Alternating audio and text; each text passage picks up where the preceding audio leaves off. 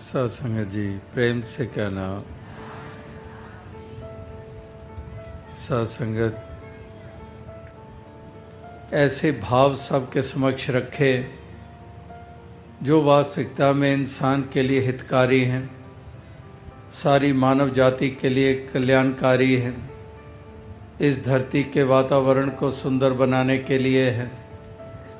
इंसान की चाल इंसान की तरह बन जाए, यही यहाँ पर दुआएं की जा रही थी कि इंसान इस बंदे के रूप में पैदा हुआ है। ये खाक का पुतला, ये पांच तत्व का पुतला, तो इस समोलक जन्म को पाकर जबकि इसको पशु या जानवर वाला शरीर नहीं मिला, जब को इसको कीड़े मकोड़े या किसी सांप या पंछी वाला ये तन मिला नहीं है, इसको योनि जो मिली है वो इंसानी योनि मिली है। तो ऐसे इंसानी योनि को प्राप्त करके भी अगर इंसानी चाल ना चल पाए तो इससे बड़ी और क्या एक पीड़ाजनक बात होगी। इंसान इंसानियत से वंचित होकर इस धरती पे विचरण कर रहा है, इसीलिए उसको धरती के ऊपर बोझ माना जाता है।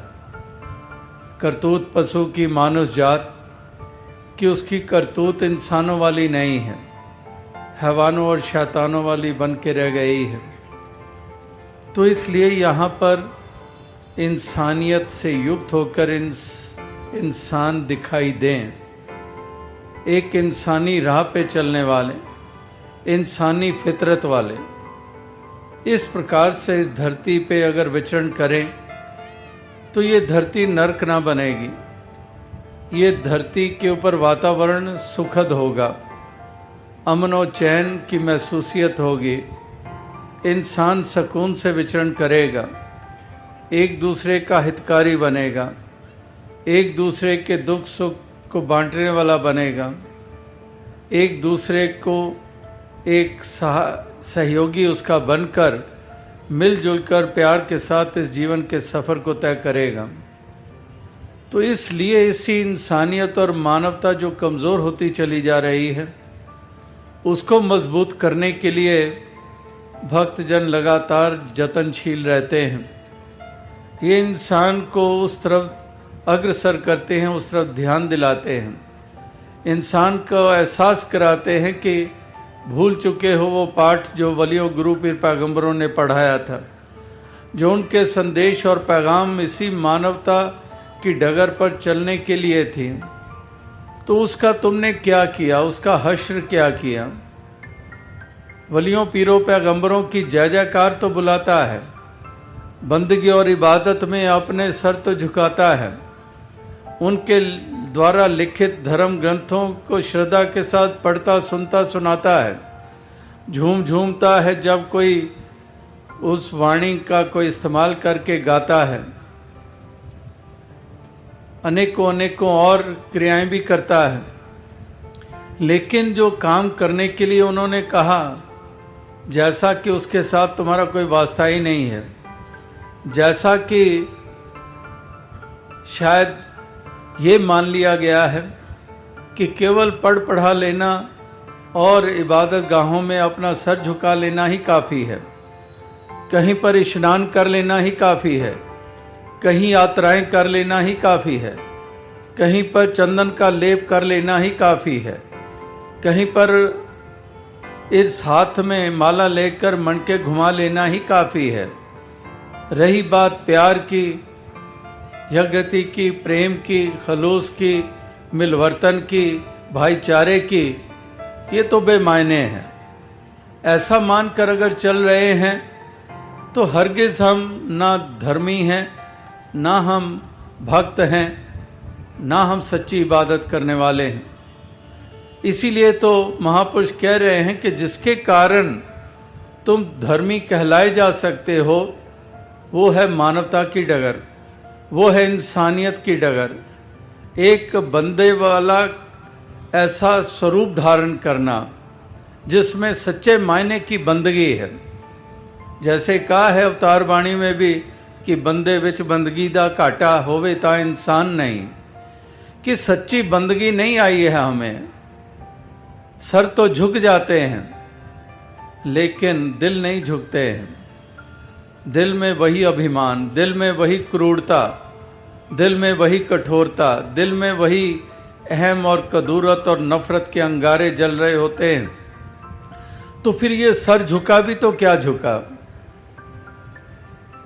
तो ये अगर केवल सर झुक रहा है और इसी से ही हम अपने आप को सच्चे भक्त मान बैठे हैं, तो इंसान की ये गलत फहमी है। तो महापुरुष संत जन ये आईना सामने रखते हैं कि इंसान एक सच्ची बंदगी का सलीका जान लो कि सच्ची बंदगी होती क्या है, सच्ची इबादत होती क्या है, ये कौन सा पाठ उत्तम है, किस पाठ को पढ़ने से तुम पंडित और ज्ञानी कहलाए जा सकते हो, ये जानो। पोथी पढ़ जग मुआ, पंडित भया ना कोई। केवल धर्म ग्रंथों के उच्चारण और उनके अध्ययन और पढ़ना पढ़ाना, उसको नियमबद्ध निभाना, इसी से ही पंडित हो गए। तो कह रहे हैं कि पोथी पढ़ जग मुआ। कब से, कितनी सदियों से ये कार्य हो रहा है। तो पोथी पढ़ जग मुआ, पंडित भया ना कोई। केवल पढ़ने पढ़ाने और सुनने सुनाने तक सीमित रहने के कारण सोच लिया गया कि ये पंडित होते हैं, ये निशानी है। लेकिन कबीर जी कह रहे हैं कि पंडित भया ना कोई, 2.5 अक्षर प्रेम के पढ़े सो पंडित होए। कि जब तक ये प्रेम करना नहीं आया है, इंसान के प्रति मन में करुणा और दया का भाव पैदा नहीं हुआ है, इंसान को कीड़े मकोड़े अगर समझकर उनके ऊपर जुल्म और सितम हो रहे हैं, जाति और मज़हब का नाम लेकर घर उजाड़े जा रहे हैं, मातम फैलाया जा रहा है, तो फिर ये हरगिज कोई पंडिताई नहीं है। ये कोई सच्चे मायनों में कोई इबादत और बंदगी करने वाला नहीं माना जा सकता है। ये गुरु पीर पैगंबरों का पैरोकार नहीं माना जा सकता है। कसौटियाँ हैं, कसौटी के ऊपर वही खरा होता है जो इंसानियत की पहचान, अपने इंसान की होने की पहचान इंसानियत के द्वारा बना लेता है, जो बंदों के प्रति शुद्ध भाव रखने लग पड़ता है। चाहे वो टोपी वाला है, पगड़ी वाला है, उर्दू फारसी वाला है, या संस्कृत या गुरमुखी वाला है, कोई भाषा कोई पहरावे वाला है, किसी गुरु पीर पैगंबर के प्रति आस्था रखता है, किसी भी संस्कृति में जन्मा पला है, इससे कोई सरोकार नहीं है। जो केवल यही जानता है कि ये बंदे हैं, ये प्रभु के बंदे हैं, ये प्रभु ही मालिक खालिक है, ये प्रभु ही परम पिता के रूप में है, और इसी परम पिता की ये सब संतान हैं। इसमें कोई और कोई पहचान, कोई सरोकार नहीं है।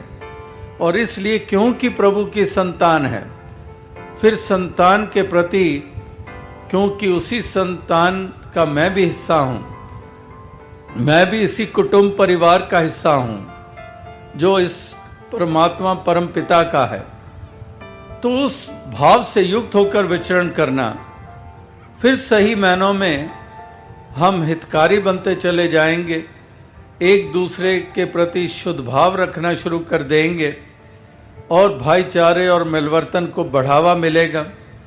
और फिर हरगिज वो कार्य नहीं होगा जो कि इसी मानवता को कमज़ोर करने वाला हो, जो मातम फैलाने वाला हो, जो चारों तरफ विशाला और घुटन वाला वातावरण स्थापित करने वाला हो, उसमें फिर हरगिज योगदान नहीं होंगे।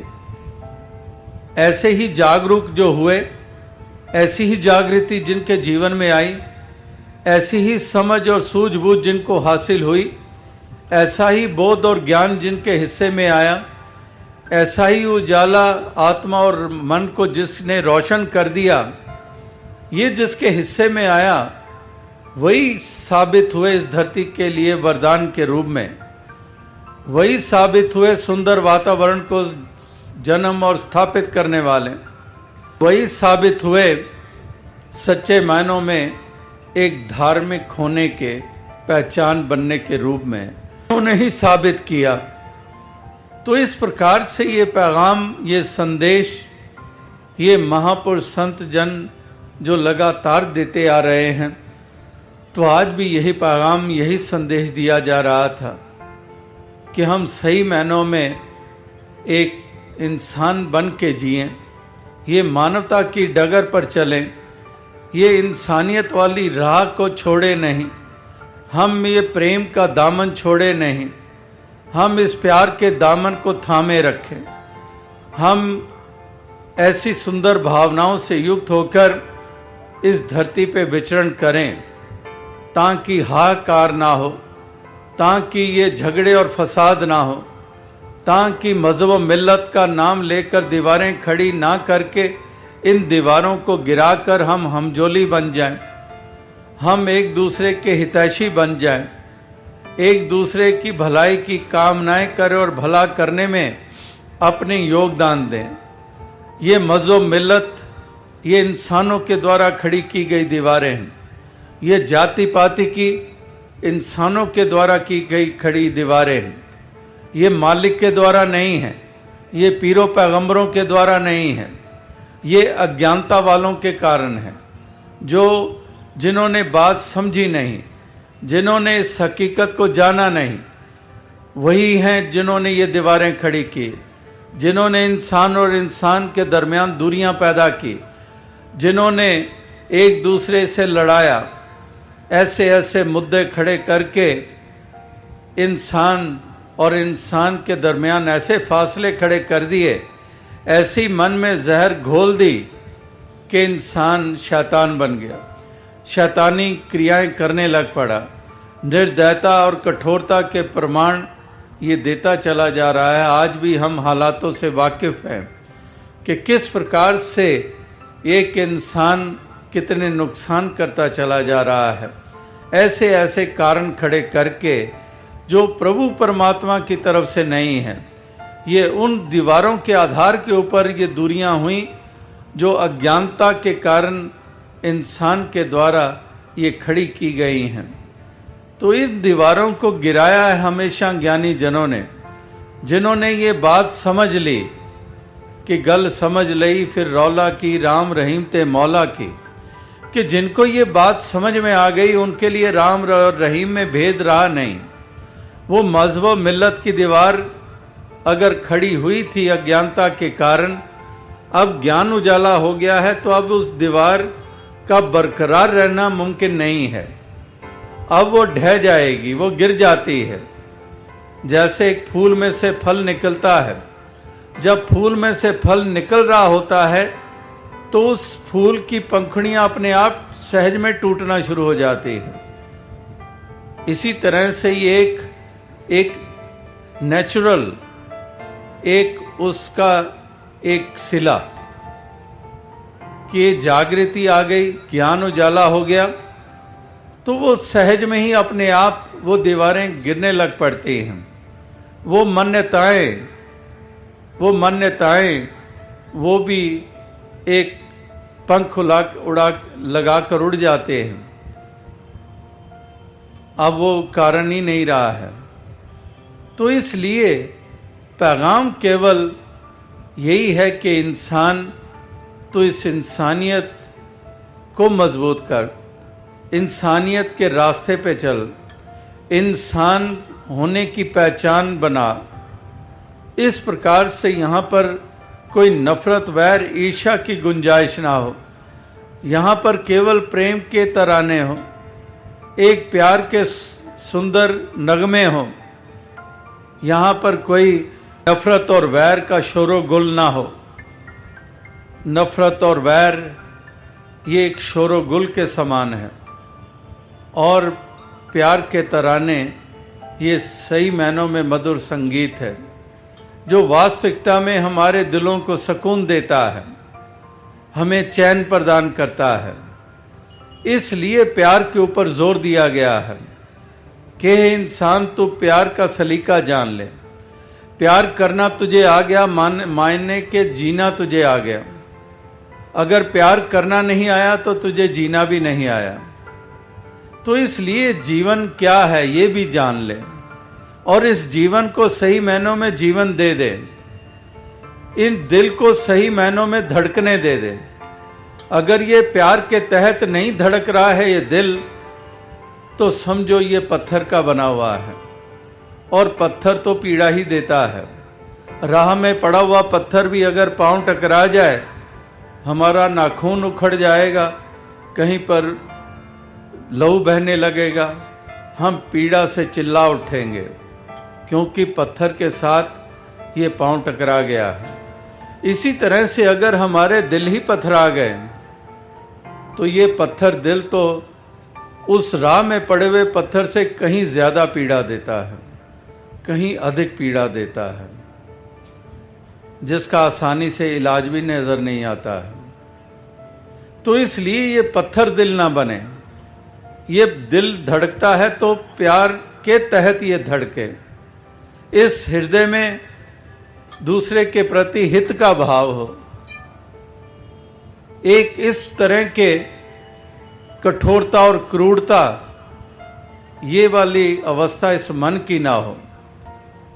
इसलिए ये मन मंदिर तभी कहलाएगा।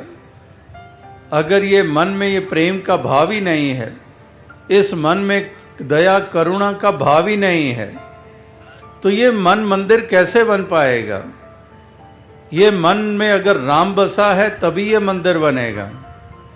अगर इस मन में अहम, अभिमान, अहंकार और क्रूरता और नफरत के भाव भरे पड़े हैं, तो ये फिर हरगिज ये मन मंदिर नहीं बन पाएगा।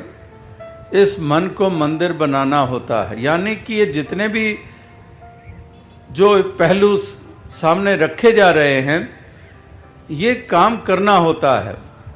इंसान बनना होता है, मन को मंदिर बनाना होता है, जीवन को जीवन देना होता है, ये सब करना होता है। ये नहीं कि दो पाँव हैं हमारे और इस रूप में पैदा हो गए तो इंसान हो ही गए। नहीं, इंसान बनना होता है। मनोर्भव, मनुष्य बनो। अगर जन्म से ही इंसान हो गया तो बनने के लिए वेदों में क्यों लिखा गया, कहा गया कि मनोर्भव, मनुष्य बनो। तो यहाँ पर बनना होता है, यहाँ पर वो पहचान बनानी होती है, वो कार्य करना होता है। तो इसलिए ये आज भी महापुरुष संत जन ये संदेश और ये पैगाम ये दे रहे थे कि हम सही मायनों में इस मन को मंदिर बना लें। और बनेगा तभी अगर राम की जय जहाँ बुलाते हैं वहाँ पर राम वाला विनम्र भाव भी पैदा हो जाए, वहाँ पर राम वाली विशालता भी आ जाए, वहाँ पर राम वाली विनम्रता भी आ जाए, तब वास्तविकता में ये मन हमारा मंदिर कहलाएगा। और अगर राम की जय बुला रहे हैं और जला रावण को रहे हैं, लेकिन अवस्था अपने जीवन की ये है कि अनुकरण रावण का कर रहे हैं और जय राम की बुला रहे हैं, तो वही बात कि रावण को जलाना पसंद आता है हमें और राम की जय बुलाना पसंद आता है। लेकिन जब अपनाने का वक्त आता है तो बिल्कुल विपरीत, अपनाया रावण को जा रहा है और तजा राम को जाया जा रहा है। राम को तज रहे हैं, राम की वो करुणा और दया के भाव को तज रहे हैं, विनम्रता को तज रहे हैं और अपना रहे हैं रावण वाली प्रवृत्तियाँ, अहम, अभिमान, अहंकार, क्रूरता। ये हम उसका अनुकरण कर रहे हैं, उसका अनुसरण कर रहे हैं। फिर से बात वो कसौटी की आ रही है कि कसौटी है, इस कसौटी के ऊपर खरे उतरे। यही महापुरुष संत जनों का अभिप्राय है कि हम सही मायनों में धर्मी बने, हम सही मायनों में इंसान बने, हमारे मन की अवस्था सुंदर बने, हमारा मन एक मंदिर बने, इस मन में सुंदर भावनाओं का जन्म हो, इस मन में शुद्ध भावनाएं हो। और अगर इस मन में ये नहीं है तो ये तो पहले भी महापुरुषों ने कहा है कि बाहर ज्ञान ध्यान स्नान अंतर व्यापे लोभ स्वान, कि अगर बाहर ज्ञान ध्यान और स्नान की बातें हैं, क्या पानी में मल नहाए मन की मैल गंवारे बंदे, कि शरीर तो धो डाला लेकिन मन नहीं धुला। जैसे पहले भी महापुरुषों ने कहा है कि एक मूंड मुंडाया, कि इस मूंड को तो मुंडवा लिया, लेकिन जो किच किया सो मन किया, मूंडा मूंड जाए। कि ये मन तो, इसके ऊपर तो अभी विकार रूपी बाल उगे हुए हैं, इस मन को तो मूंडा नहीं है, और केस मुंडाए काहे, जो किच किया सो मन किया, मूंडा मूंड अजाए। कहते हैं कि वो मुंडवाना क्या हुआ सर का, अगर मन ही नहीं मुंडा है, मन मुंडिया नहीं,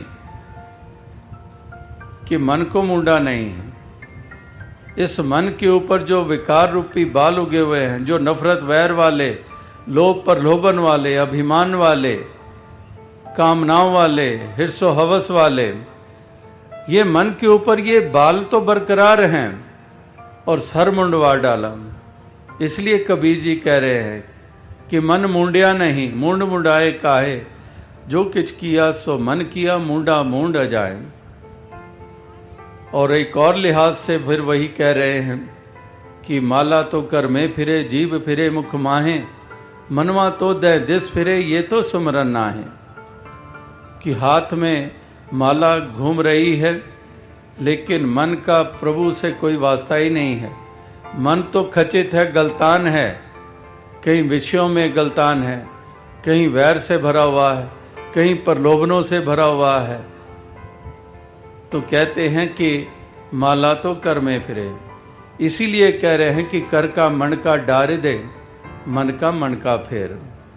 कि ये कर का मन का डार दे, इसको एक तरफ कर दे और मन का फेर, तब बात बनेगी। तो इसलिए इस मन को सजाना संवारना है, इस मन को वो रूप देना है। अगर मन को ये रूप मिल गया, मन की सुंदरता बन गई, तो फिर सही मायनों में हमारा जीवन सुंदर हो गया। और फिर बात वही आएगी कि सही मायनों में इंसान होने की पहचान बन जाएगी। ये मन में इस सुंदर भाव स्थापित करने ज़रूरी हैं। इस मन में प्रेम और करुणा का भाव रखना ज़रूरी है। इस मन में दूसरे के प्रति हित का भाव रखना ज़रूरी है। इस मन को विनम्र बनाना ज़रूरी है। इस मन को विशाल बनाना ज़रूरी है। संकीर्णताएं और तंग दिल, जिसको हम कहते हैं कि तंग दिली, फिरका परस्ती और तंग दिली, कि ये तंग दिली नहीं, विशाल हृदय, कि हृदय यही हमारा मन विशाल बने, ये मन प्रेम से भरा हुआ हो। इस मन में पावनता और निर्मलता हो, जिसका मन चंगा तो कठौती में गंगा, कि इस मन में निर्मलता हो, पावनता हो। और मन निर्मल कैसे बनेगा? ये शरीर तो धुल जाता है, जैसे पहले कहा कि मन निर्मल भया, जैसे गंगा नीर पाछे लागा, हर फिरे कहे कबीर कबीर, कि जिसका मन चंगा तो कठौती में गंगा। कि ये मन निर्मल कैसे होगा? पर ये मत पापा के संग हो तोपे नामे के रंग। कि ये मत हमारी, ये मन हमारा भरा हुआ है पाप प्रवृत्तियों से, विषैलेपन से, तृष्णाओं से। तो कहते हैं कि पर ये मत पापा के संग, तो कैसे फिर धुलेगा ये मन? ओ तोपे नामे के रंग। कि ये नाम परमात्मा ईश्वर हरि, इसके साथ जब मन का नाता जुड़ जाएगा, जब इस मन में संतों महात्माओं की शिक्षाओं को स्थान दे दिया जाएगा, वो तोपे नामे के रंग, वो धुलेगा तभी ये मन। वरना तो शरीर धुल जाएंगे, कपड़े साफ सुथरे पहन लेंगे, शरीर की सजावट कर लेंगे, नाना प्रकार के रंगों के वस्त्र धारण कर लेंगे। ये सब तन के लिए किया जा रहा है, लेकिन मन वही का वही है। तो इसलिए महापुरुष संत जन कहते हैं कि इस मन से वो बाल उनको मूडना है। ये सब उसको बाहर, अगर ये कायम रहे और बाहर सब कुछ हो गया, जैसे एक वो मिसाल काफ़ी समय के बाद ध्यान में आई कि एक बार इसी तरह से कुएं में एक कोई कुत्ता गिर गया और वो मर गया और उसकी बदबू आ रही है और पानी अब कौन पिए। तो बुज़ुर्ग के पास गए, उसने कहा कि ये तो साफ़ करना पड़ेगा, तो ये सारा पानी निकालो, साफ़ होगा। सारा पानी निकाल दिया और उसके बाद पानी साफ़ भर दिया गया और कहते अभी भी बदबू आ रही है। तो कहते क्या बात, ये हो नहीं सकता। तो कहते पानी निकाला था। कहते हाँ निकाल दिया था। वो कुत्ता जो मरा था निकाल दिया था। कहते वो तो नहीं निकाला, वो तो वहीं पड़ा है। तो बात वही हो गई कि वो जो कारण था वो तो वैसे का वैसा रहा। बाहर से तो हमने बड़े इंतज़ाम कर लिए, लेकिन अंदर तो वही हिर्सो हवस का कुत्ता वैसे ही पड़ा हुआ है। इस मन में अभिमान वैसे ही पड़ा हुआ है। कदूरत और नफरत और वैर वैसे का वैसा है। तो फिर कहाँ पर हमें वो प्राप्त होगा जो हम प्राप्त करना चाह रहे हैं। तो इसलिए महापुरुष संत जनों के कथन वो इसी पे आधारित रहे हैं युगों युगों से, ताकि ये बात समझ में आ जाए हर इंसान के, और जितनी जल्द समझेगा उतनी जल्द इसको सुंदर रूप मिल जाएगा, उतनी जल्द ये वातावरण सुंदर बनते चले जाएंगे, घरों के भी, समाज के भी, मुल्क के भी और विश्व के भी। ये तमाम वातावरण ये सुखद और सुंदर बनते चले जाएंगे। तो ऐसे सुंदर वातावरण को स्थापित करने के लिए, इसको एक और मजबूती देने के लिए, इसमें अपने योगदान देने के लिए भक्तजन हमेशा उत्साहित रहते हैं। इसीलिए ये परोपकारी होते हैं, परोपकार के जज्बे से युक्त होते हैं। ये चाहते हैं कि संसार का वातावरण सुंदर बने, अपना जीवन भी सुंदर रूप धारण करे और संसार का वातावरण भी सुंदर बने। जन जन तक ये संदेश पहुँचे, जन जन इस जो है वो ज्ञान उजाले से आत्मा और मन को रोशन करने वाला बन जाए। इसलिए ये परोपकारी ये योगदान देते चले जाते हैं, ये सेवा में योगदान देते चले जाते हैं। जैसे अभी भी सेवाओं का जिक्र हुआ, जो ये संत समागम के प्रति सेवाएं हो रही हैं, केवल समागम या सत्संग के प्रति नहीं, समाज की सेवा कर रहे हैं, देश और विश्व की सेवा कर रहे हैं, मानवता की सेवा कर रहे हैं, तन मन धन लगा रहे हैं। तो ये परोपकारी जज्बे होते हैं और इसी परोपकार के तहत ही ये लगातार योगदान देते हैं। तो ये संत भक्त प्रवृत्ति जो है, यही ऐसे योगदान जो है वो ऐसी प्रवृत्ति के कारण हो पाते हैं, जो जानते हैं कि हमने सुंदर देन संसार को देनी है। आत्मा जो जन्मों जन्मों से जुदा है इस परमात्मा से, इसको परमात्मा से जोड़ना है। ये ज्ञान प्रदान करके इसकी वो दूरी मिटाते हैं। आत्मा इस परमात्मा से जुड़ जाती है, जीवन मुक्ति प्राप्त हो जाती है। जहाँ पर आत्मा के कल्याण हेतु ये परोपकार करते हैं, सत्संग और समागमों के आयोजन करते हैं, जन जन तक संदेश पहुँचाते हैं, साथ ही साथ ये तन मन धन की सेवाएं भी करते हैं, और इस प्रकार से ये अपनी भक्ति भी निभाते हैं और परोपकार भी करते हैं। तो इस तरह की अवस्थाएं ये जिसको भी प्राप्त हैं, वाकई वो मुबारक हुआ करते हैं।